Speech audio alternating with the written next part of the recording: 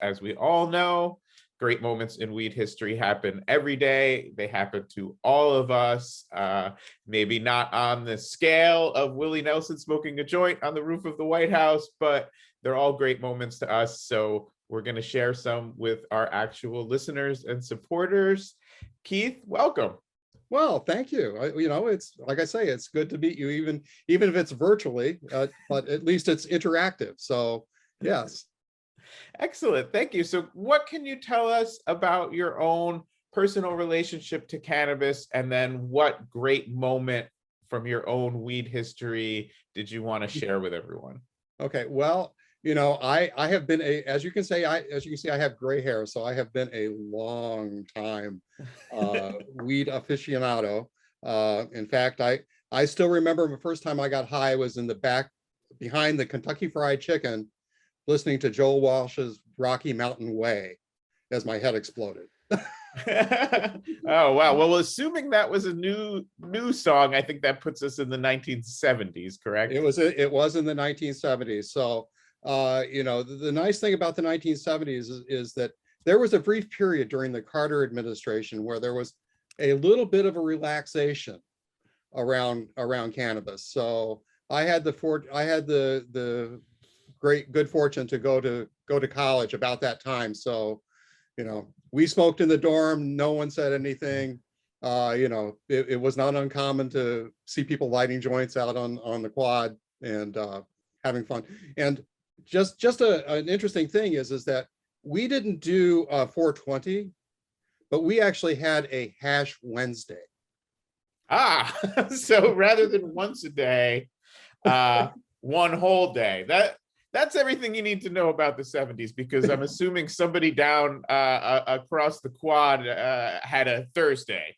And then if you went somewhere else. Well, it was perpetual, I would have to say. So and just speaking historically, this is the era from our show, when Willie Nelson smoked that joint on the roof of the White House. You better believe that Carter was the president. And this is also this era when, if you remember the episode with Carl Sagan and Dr. Lester Grinspoon, they were debating.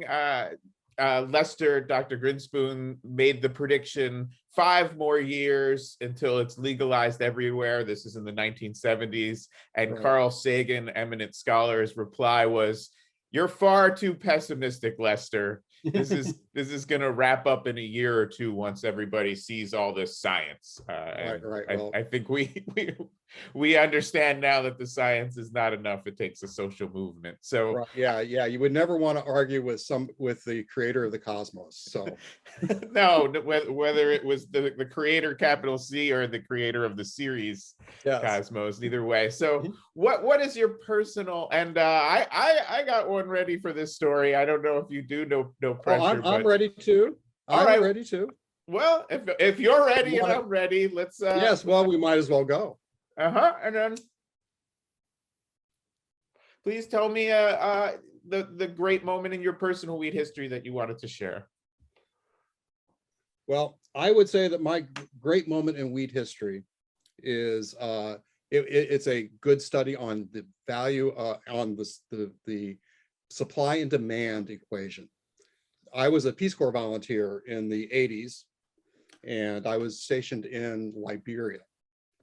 And Liberia is made up of like 13 different indigenous tribes, lots of different things. But I lived among the Kru people, and I was right on the coast. And in town, there was also a village of Fanti people. Fanti people are from Ghana, and they're primarily fishermen, but they also have a little side hustle. Their side hustle is they move marijuana up and down the coast from Ghana, Ivory Coast, to other points in between. So one day, there was a Fanti canoe that had 15 55-gallon drums of pot. Wow. I mean, and you can imagine that is quite a bit. So these are pretty good sized boats. Well, it had the misfortune of capsizing off the coast about 18 miles away from where I was living. And of the 15 drums that were on board, about 10 of them or 12 of them made it to shore. Oh my. By the time the local gendarmerie came down to see what was going on and confiscate the goods, there were about 4 barrels left on the shore. So the gendarmerie, doing what they would normally do, they took the 4 barrels and took them to the jail. These are essentially the police. This is, I believe, The a police, French word yes. for police. Yes. The police, yes. And unfortunately, what happened was that Monrovia, which is the capital city, which is where they had to send to bring the main police from Monrovia, it was 500 miles away, and unfortunately, that was like 3 days by road. Well, as you can imagine, 3 days, and the 4 barrels sitting in the poor jail, feeling awful, lonely, and left out. So by the time the people from Monrovia did come, there were 1 barrel. Got to leave them something. Because they had to have something to carry back. Now, whether or not that barrel actually made it all the way to Monrovia, I don't know. I tend to think not. But what happened was the price of pot went to the bottom of the floor. I mean, it went through the floor. You know, normally you would buy pot, you could get basically there were 2 measurements. One was a load, and a load was basically about 2 joints worth, and it came folded up in typing paper, because we didn't use any rolling paper in Liberia, because it was so wet and moist that the humidity would just kill it. You couldn't keep it going, so they would use typing paper. The best stuff was the airmail stationery. So you just unroll it, roll it up, and smoke it. It didn't do much for flavor, but you know, it did have the effects. So so you could do that, or you could buy a can. You know, which harkens back to another one of your episodes, which was basically a can, which was about equivalent of an ounce. You could get that for maybe about $15 to $20. Well, the price of a can went down to $5. The price of a load went from 50 cents a load to 5 cents a load. I don't know if you've ever seen pictures of vendors in Africa where they have the big platters on their head and they just walk around piled with fruit. And well, there were little kids running through town with piles of loads on their heads, selling for 5 cents. I mean, it was amazing. And what can you thank you so much for sharing that. That is just a wonderful story. And what you were referencing is our episode called Summer of the Cans, where thousands of these cans, obviously a different smuggling operation altogether, but started washing up on the shore in Brazil. So this was like a whole national experience of what you were experiencing in Liberia. What do you know of the cannabis that was actually in those cans or in those loads? What are your recollections of it? Well, it primarily came from Ghana. You know, the thing is, I didn't see much cannabis grown in Liberia. We were in very much of a tropical rainforest, and you know, other than upland rice, there just really wasn't much that would grow there. So it primarily came from the Ivory Coast and Ghana, as far as I know. And you know, so I'm sure it was some kind of local landrace. I'm sure it's not any great hybrid or anything like that. You know, and it was kind of scraggly. You know, it wasn't those nice manicured buds that we see around today. You know, there's something to be said for modern agronomy, but well, there's also, you know, we recently did an episode about the Indian landrace exchange that's going back to try to recover and preserve a lot of these old school genetics. And I'll just say, through my reporting, you know, I have encountered these kinds of landrace strains mainly grown other places. So I have not had the pleasure of traveling to many of these traditional places. I would certainly love to. That's powerful weed. It You know, is. a lot of the one of the things I like to point out to people is, you know, you look at that perfectly circular tomato that you find at a Safeway or a grocery store, the product of modern agronomy, as you say, the product of all this breeding. Well, it was bred to be uniform in size. It was bred to have a very thick skin so that it can be packaged and shipped. But that's not as delicious as a tomato as a wonky looking wrinkled heirloom tomato that you may pull out of your backyard.